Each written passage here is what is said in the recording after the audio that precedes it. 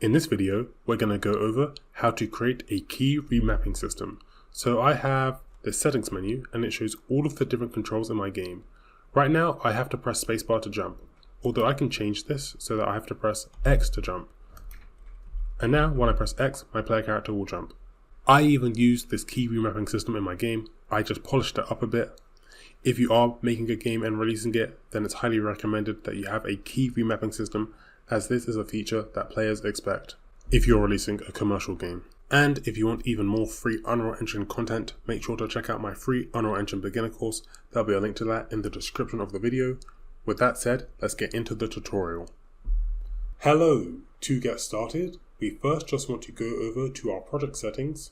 So go over to Edit, then Project Settings, scroll down and find Enhanced Input. Go over to the User Settings and we just want to click here to enable User Settings. We can then just close this and we want to go over to the part in your character or your character's controller where you set up the Enhanced Input System for them. So I'm in the third person template.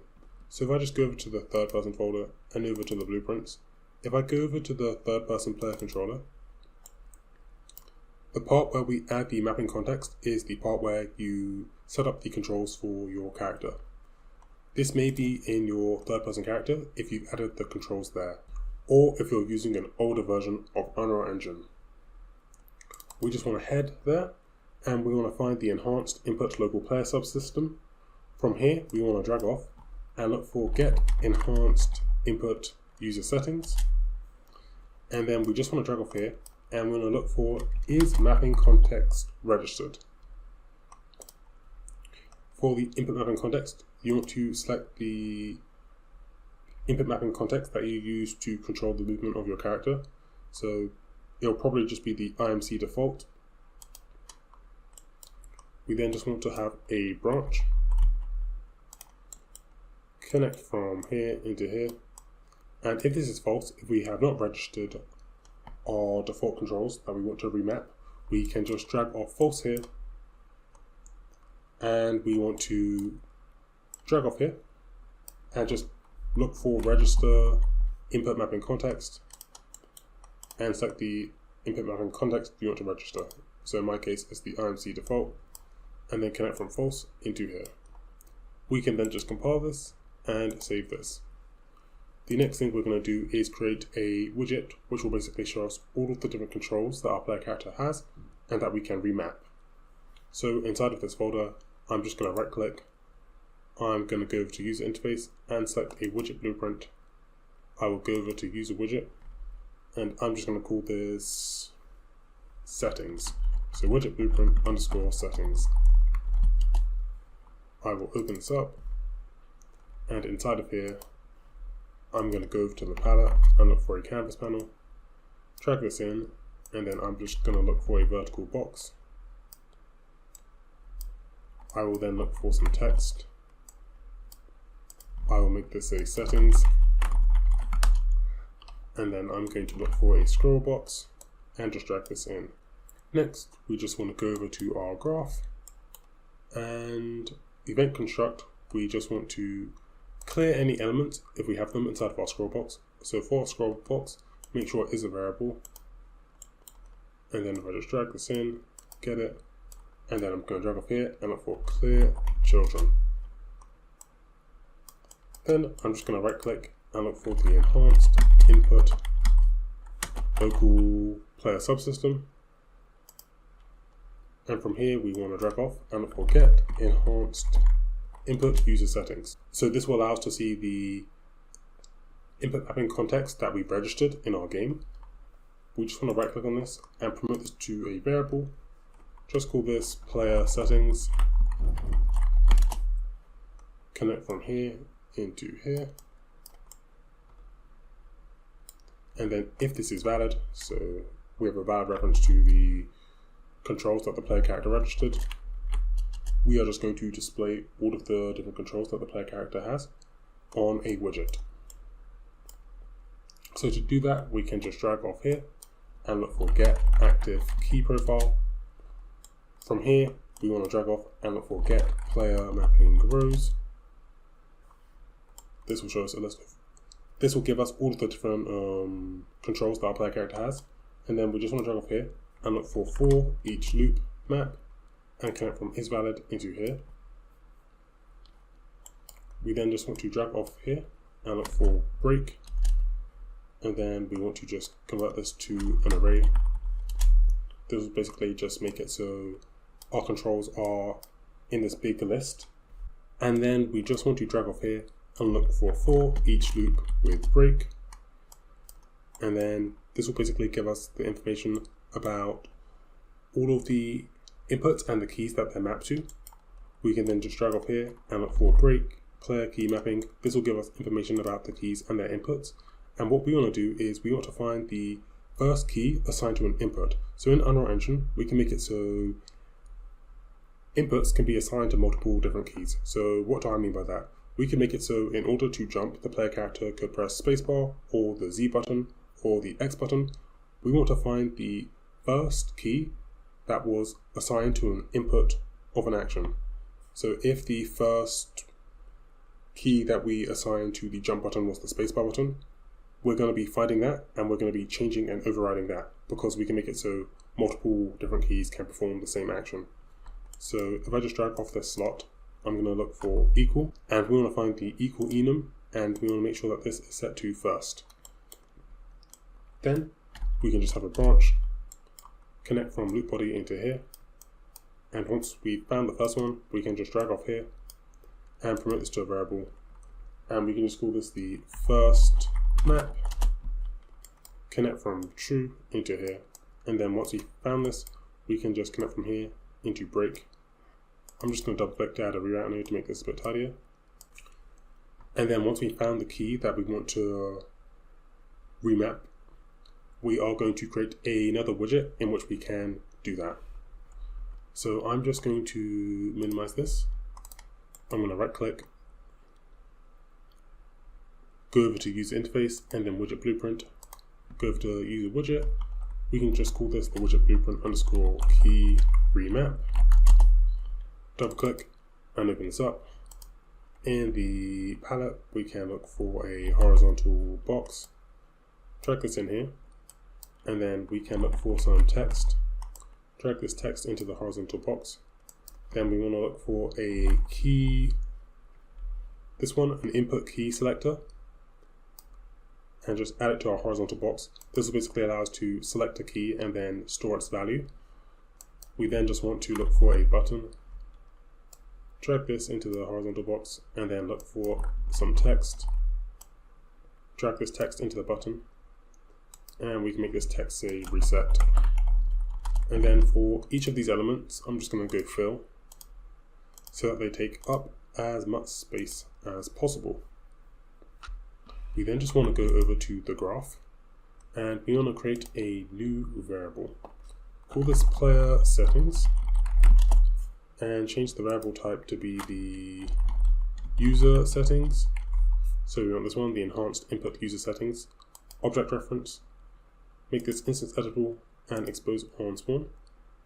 And then we just want to create a new variable and just call this key.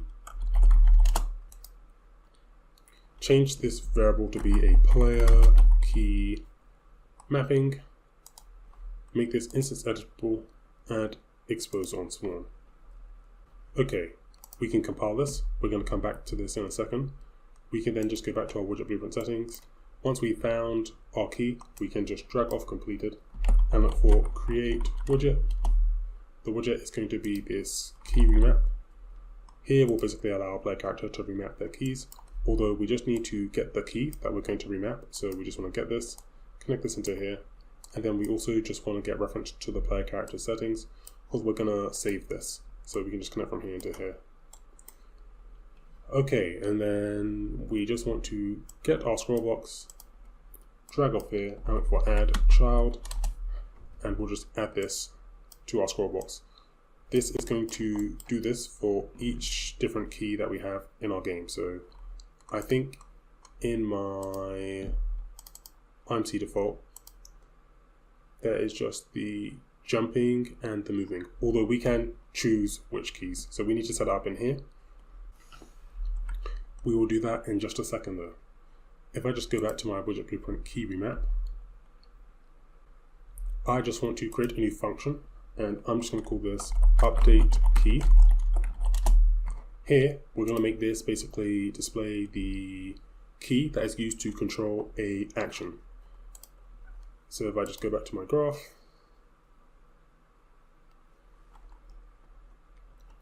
I'm going to drag in my input key selector, get it. I'm going to drag off here and look for set selected key. We can then just drag off here and look for make input chord and connect from key into here and from here into here. We also want to create another function. This will basically display the name of the key. So I'm just going to make this a variable. I'll call this display key name. Let's go back to our graph and create a new function and just call this update key name. Here we can drag in the display key name, get it, drag off here, look for set text, and we want this one set text, connect from here to here, and then we just want to drag in our key, get it, drag off here, and look for break player key mapping, and we just want to connect from display name into this in text here.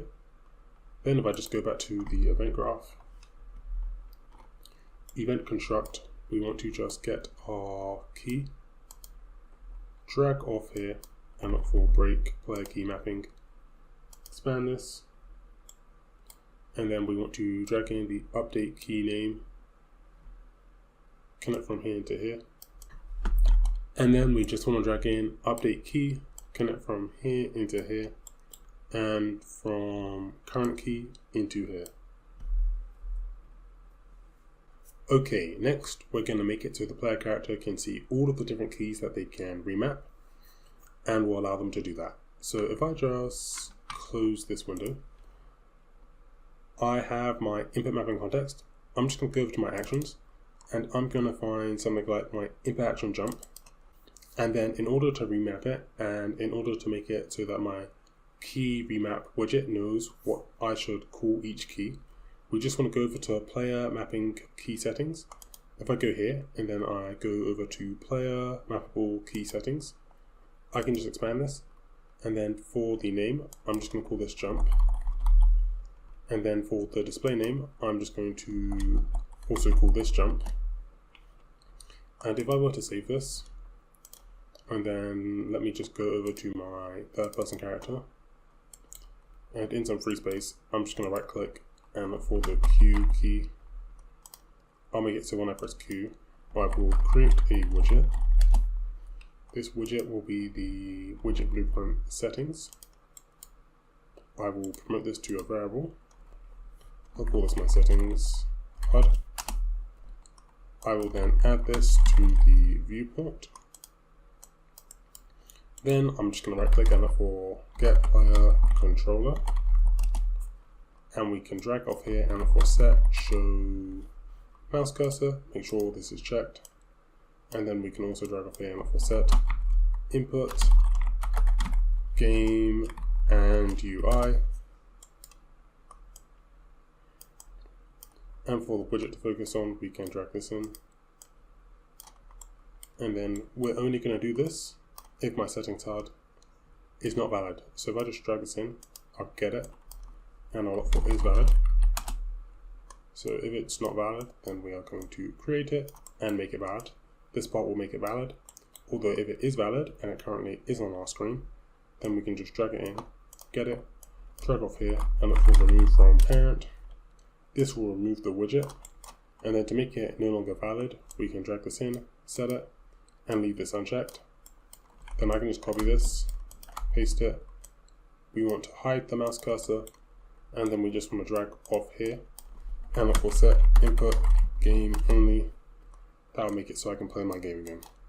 Okay, so if I compile this, save everything, and let me play my game. If I press Q, I can see my settings jump, because inside of my input action jump, I called it jump, and then it is the spacebar button in order to perform the jump action. So let me set up some other actions. For actions like the movement, where the player can press W, A, S, or D to move around, we set that up slightly differently. So if I just go over to my input mapping context default, and if I just go over to my input action move, let me go over to the W, and what I can do is I can go over to settings behavior, and I can click override settings, and then I can go over to player mappable key settings. I can select my player mappable key settings, then I can just expand this. For the display name, I can call this move forward, and I'll also make that a display name. Then I just need to do the same for S, A, and D, so I'm just going to quickly do that. S is moving backwards, A is moving towards the left, and D is moving towards the right, so let me just set that up. Okay, so I've now done that. Just make sure to save everything. And now if I minimize this, if I were to play my game and I press Q, let me just expand my settings menu because it's a bit thin.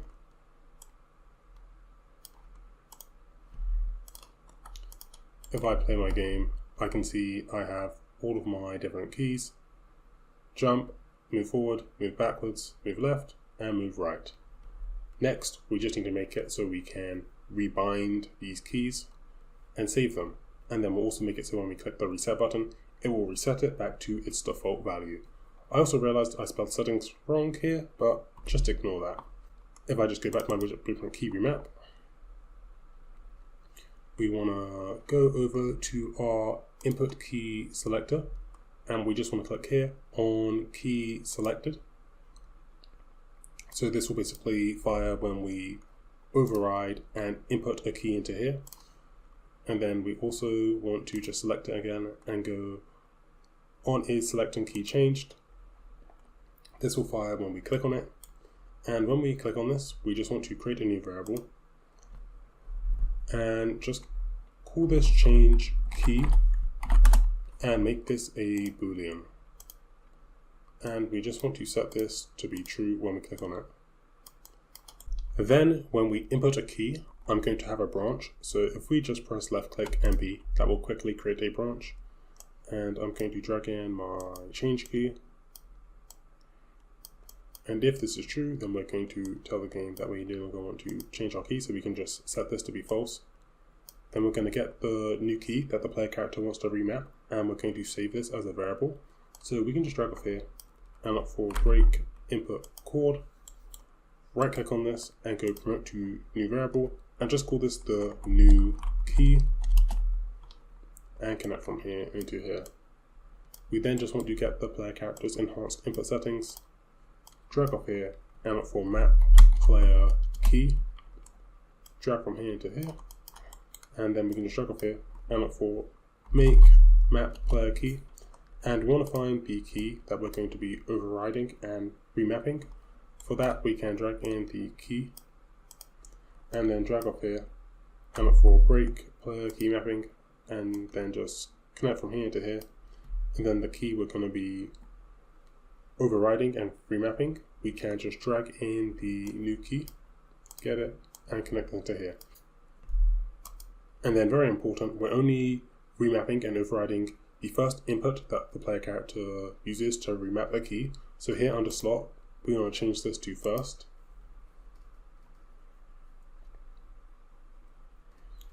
We then just want to drag off here and look for apply settings. And then we can drag off here and look for save settings and connect from here into here. So now if say I were to compile this, save everything, if I play my game, I'll press Q to open up my settings. And right now to jump, I need to press spacebar. Although if I make this Z, now if I play my game, I can press Z and I can jump instead of spacebar. So I have remapped that key. Next, we just need to make it so we can reset this.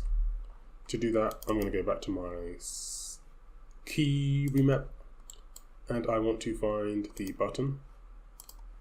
So the reset button, and we can go on clicked, And when we click on this, we can actually just copy everything here. So go Control C and Control V, connect from here into here.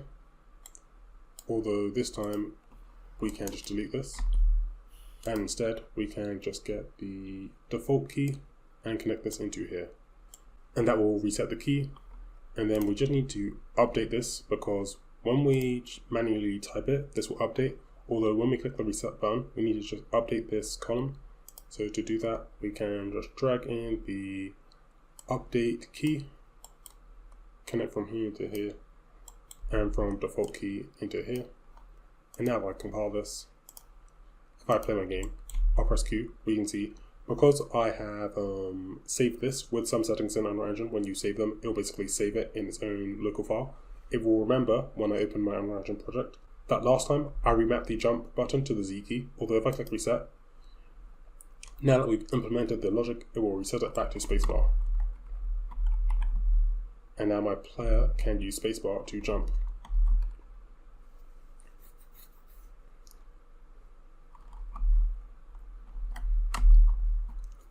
So, just like that, we have set up a key remap input system. And then just a quick note, when you create the key remapping input system, I'm just going to right click somewhere in my folder and go Show in Explorer.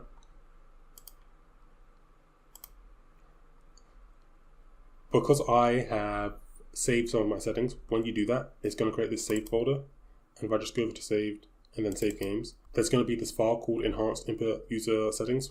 This will basically save the enhanced input settings. If I just delete this, if you just delete that, that will also reset all of your input remappings. And if you'd like to add this key remapping input system to a lovely main menu system, you can check out my main menu course. You can get access to that and all of my other Unreal Engine courses with the top link in the description of this video. I hope you enjoyed. If you did, make sure to like and subscribe, and I'll see you guys in the next one. Bye.